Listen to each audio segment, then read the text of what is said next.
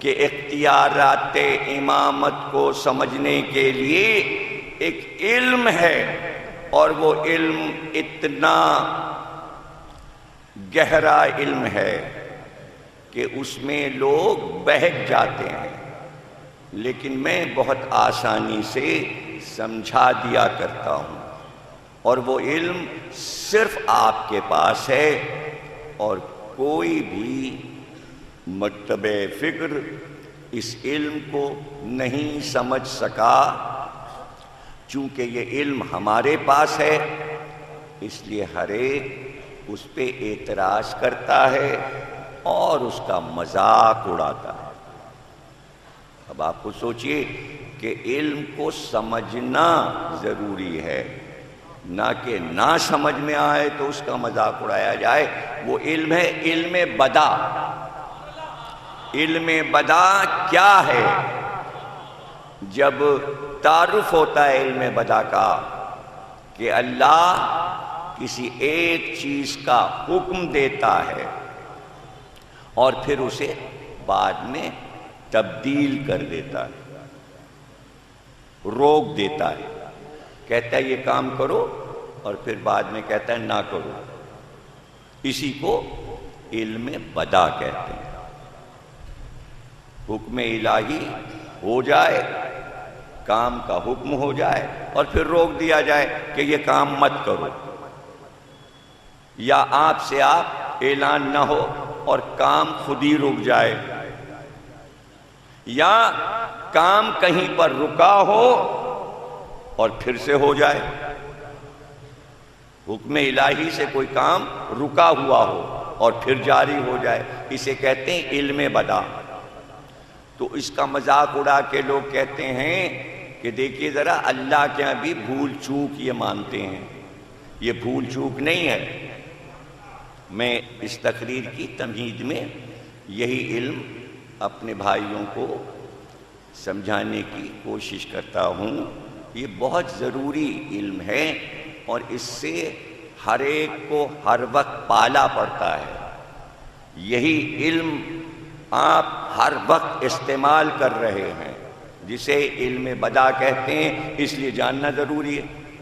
بہت سے علوم تو ایسے ہیں جو کتابوں میں رکھے ہوئے ہیں، اس کی ضرورت نہیں پڑتی کبھی، صرف مطالعہ کرنے والا جان لیتا ہے، لیکن یہ ایسا علم ہے جو ہر وقت آپ کے استعمال میں رہتا ہے، 24 گھنٹے صرف آپ کے استعمال میں نہیں بلکہ دنیا کے تمام انسانوں کے استعمال میں ہر وقت رہتا ہے، اس لیے سمجھنا ضروری۔ کیا کہا میں نے؟ علم بدا، یعنی کسی کام کو کہے کہ یہ ہو جائے اور پھر وہ کام نہ ہو، یا کہیں پر یہ حکم ہو کہ بس یہی ہے کام، اتنا ہی ہے کام، لیکن آگے بڑھ جائے کام اور کچھ زیادہ ہو جائے، تو اس کو قضا اور قدر بھی کہتے ہیں۔ تو لوگ یہ سمجھتے ہیں کہ اللہ نے جیسے ایک کام کا حکم دیا اور بعد میں روک دیا تو گویا ارادہ بدل گیا۔ نہیں، شروع ہی میں یہ سمجھ لیجئے کہ جب حکم دے رہا تھا تو اس کو یہ بھی پتا تھا کہ کہاں پر میں یہ کام روکوں گا۔ بھئی یہیں سے آپ کو سمجھنا ہے، اور بس اور کیا عرض کروں کہ ماشاءاللہ سے پورے ورلڈ میں آپ مجلس کے ادب اور مجلس کو سجانے کے اعتبار سے سب سے آگے ہیں۔ ایسے ہی بس لکھنؤ میں بھی ہوتا ہے، جیسے آپ بیٹھتے ہیں اور مجلس سنتے ہیں اور واہ واہ کرتے ہیں، ایک ذرا سا تھوڑا سا فرق ہے، وہ ایسا کوئی زیادہ فرق نہیں ہے لکھنؤ میں اور آپ میں، بالکل ایسے ہی، وہاں بھی ایسے ہی محفل سجتی ہے، ایسے ہی مجمع ہوتا ہے، ایسے ہی واہ واہ ہوتی ہے، ایسے ہی داد ہوتی ہے، لیکن ایک ذرا سا حیدرآباد اور لکھنؤ میں فرق ہے، وہ فرق بتا دوں، پھر کراچی کا بھی فرق بتا دوں گا۔ وہ فرق یہ ہے کہ داد لکھنؤ میں بھی اتنی ہے اور یہاں بھی ہے، ویسے ہی شور ہے، ویسے ہی نعرے ہیں، سب کچھ ایک طریقے سے، لیکن لکھنؤ والے اپنی داد میں ایک چالاکی ڈالتے ہیں جو آپ کے پاس نہیں. بھائی اتنا سا فرق ہے. وہ چالاکی یہ کرتے ہیں کہ اتنی داد دیتے ہیں کہ نقطہ آدھا ہوتا ہے کہ ان کی داد شروع ہو جاتی ہے. یہ اس لیے ہوتا ہے کہ ذاکر کو وہ بے خود کر دیتے ہیں تاکہ اس کے پاس جتنا ذخیرہ ہے وہ ایک ہی دن بیان کر دے. دیکھ کے ارے بھائی اتنی داد مل رہی ہے، اب یہ بھی بیان کر دو، یہ بھی بیان کر دو. اب اس کو پتہ ہی نہیں ہوتا کہ ہم کیا کر رہے ہیں. پتہ چلا پوری 10 تقریروں کا ذخیرہ ایک ہی میں کہہ گیا اور لکھنؤ والے چوڑے ہو گئے. اور اگر باہر سے کوئی آ گیا مہمان تو پھر دوسرے دن پہنچتے ہیں سرکار ایک اور مجلس پڑھ دیجئے. اب وہ کہہ رہے ہیں نہیں نہیں نہیں بس میں تو ایک ہی پڑھنا ہے. نہیں سرکار ایک اور پڑھ دیجئے، سرکار ایک اور پڑھ دیجئے. اب انہیں معلوم ہے کہ یہ سرکار گھبرا کیوں رہے ہیں، اس لیے کہ پہلے دن جتنا تھا سب کہہ گئے، اب دوسری میں کیا پڑھیں گے. تو دوسرے دن جاتے ہیں دیکھنے کے سرکار کا حال کیا ہے، تو کہہ کے اٹھتے ہیں اب آپ کیا پڑھیں گے جو تھا کل پڑھ دیا. لیکن آپ ذرا ٹھہر ٹھہر کے داد دیتے ہیں. پہلے سے آپ نہیں بولتے، نکتے کو سنتے ہیں. ظاہر ہے کہ آپ مواد کو پی نہیں رہے تھے. اگر آپ لکھنؤ والوں کی طرح کرتے تو آج 5ویں میری نہ ہوتی. تو آپ چاہتے ہیں میٹر پھیلے، لیکن لکھنؤ والے پہلے ہی دن چوس لیتے ہیں ذاکر کو، آزما لیتے. یا تو لکھنؤ میں وہ پڑھے جو 5000 تقریر کا میٹر رکھتا ہو، اور اگر 10 کو ایک میں سمویا ہے تو پھر واپس جائے ہمارے کام کا نہیں ہے، ہمارے کام کا نہیں ہے. اس طرح وہ ذاکر گر ہیں. لکھنؤ والے ذاکر بناتے ہیں، آپ ذاکر سنبھال کے رکھتے ہیں. بس یہ اتنا زبر کہ کراچی والوں نے چونکہ دکن والوں کو بھی دیکھ لیا اور لکھنؤ والوں کو، تو وہ یہ ترکیب کرتے ہیں کہ ذاکر کو موضوع سے نہیں ہٹنے دیتے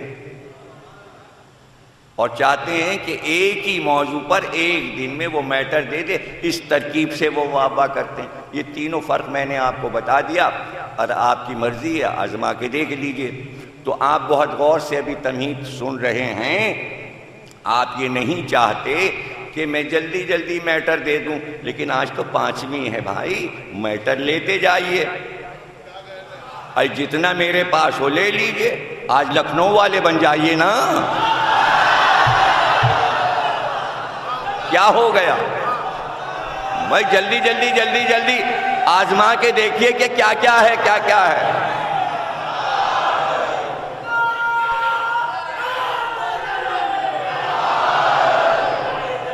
تو جناب عالی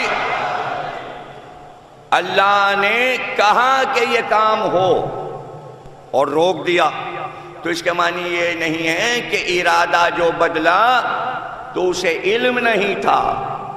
بس یہاں پہ غلطی ہو جاتی ہے کہ اسے پہلے سے سارا علم رہتا ہے کہ کہاں میں حکم دوں گا اور کہاں روک دوں گا. اس کو پتہ رہتا ہے، اس کو نتائج بھی پتہ ہوتے ہیں کہ جب یہ کہوں گا تو یہ ہوگا، جب یہ کہوں گا تو یہ ہوگا. کوئی ہماری طرح تھوڑی ہے اللہ کہ جیسے ہم اپنے کاموں کو اعلان کرتے ہیں اور پھر ارادہ بدلتے ہیں اور پھر کہتے ہیں نہیں ایسا نہیں ایسا کر لو. نہیں، علم الہی ہے، علم الہی ہے. سب سے بڑی مثال جو قرآن میں موجود ہے علم بدا کی، وہ ہے حضرت اسماعیل کی قربانی. ابراہیم سے اللہ نے کہا اپنے بیٹے کو میری راہ میں ذبح کرو. جب چھری گلے پہ آ گئی تو اب یہاں پر دمبا آ گیا. جس بات کا حکم تھا وہ ٹل گیا. اسماعیل ذبح نہیں ہوئے. اسی کو علم بدا کہتے ہیں. یہی علم بدا ہے. اللہ نے کہا کہ ہم ایک پتلا بنا رہے ہیں، جب اس میں روح پھونکیں تو سب سجدے میں جھک جانا، یہ اس کا حکم ہے۔ لیکن سب سجدے میں جھک گئے، شیطان نے سجدہ نہیں کیا، شیطان نے، ابلیس نے سجدہ نہیں کیا۔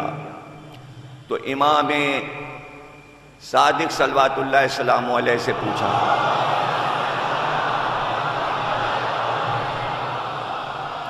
پوچھا گیا کہ شیطان نے سجدہ کیوں نہیں کیا؟ تو آپ نے فرمایا کہ اللہ نے حکم دیا کہ سجدہ ہو، لیکن نہیں چاہا کہ سجدہ ہو۔ اب کون سمجھے؟ جب تک کہ معرفت نہ ہو تو امام کے لہجے کو کیسے سمجھے؟ تو ظاہر ہے کہ شرح تو ہوگی نا۔ تو راوی تو پوچھنا چاہتا ہے کہ مولا سمجھائیے، تو پھر مولا نے سمجھایا کہ حکم دیا کہ سجدہ ہو، مگر نہ چاہا کہ شیطان سجدہ کرے۔ اسی جملے میں امام نے بتایا کہ عدل الہی چھپا ہوا ہے، اسی میں عدل الہی چھپا ہوا ہے۔ کیا مطلب ہے اس جملے کا؟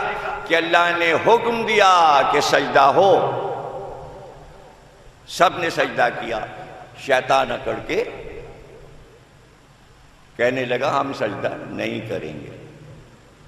تو اسی وقت کائنات پہ قدرت رکھنے والا اپنی قدرت سے شیطان کو پکڑ کے پیشانی سے کہتا کر سجدہ، اور جیسے ہی کرواتا سجدہ ہو جاتا۔ تو اس میں ایک جملہ چھپا ہے کہ حکم دیا کہ سجدہ ہو، نہیں چاہا کہ بالجبر سجدہ ہو۔ جلدی سمجھیے بات کو جلدی، تاکہ میں آگے بڑھوں۔ امام کے جملے ہیں، اسی طرح میں بیان کرتا جا رہا ہوں، آپ اس کو سب کچھ سمجھتے جائیں۔ یعنی نہیں چاہا کہ بالجبر سجدہ ہو، اسے چھوڑ دیا۔ اس کا مطلب یہ نہیں چاہا کہ سجدہ ہو۔ کون سا سجدہ نہ ہو؟ زبردستی والا نہ ہو۔ اگر چاہتا تو کروا بھی لیتا، اپنی قدرت سے اختیار رکھتا تھا، اختیار رکھتا تھا، لیکن کیوں نہیں چاہا؟ جیسے ہی شیطان کی پیشانی پکڑ کے کہتا کر سجدہ، ابھی کر سجدہ، تو اکڑ کے شیطان پھر کیا کہتا بس نہیں چلا نا، زبردستی کروایا تو عدل الہی ختم ہو جاتا۔ پتہ چلا کائنات جو چل رہی ہے وہ عدل الہی پہ چل رہی ہے۔ آپ میں سے اگر کوئی خدا نہ کرے صبح کی نماز چھوڑ دے، چھوڑ دیا ہاں بھائی سو گئے تھے نہیں پڑھی، یہ کیا بات ہوئی؟ کیا اس کے اختیار میں نہیں تھا کہ آپ سے سجدہ کروا لیتا؟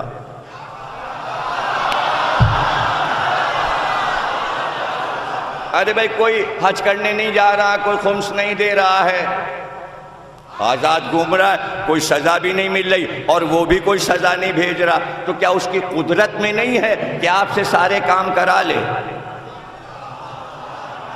چھوڑ دیا۔ یہی سب کچھ علم بدا ہے۔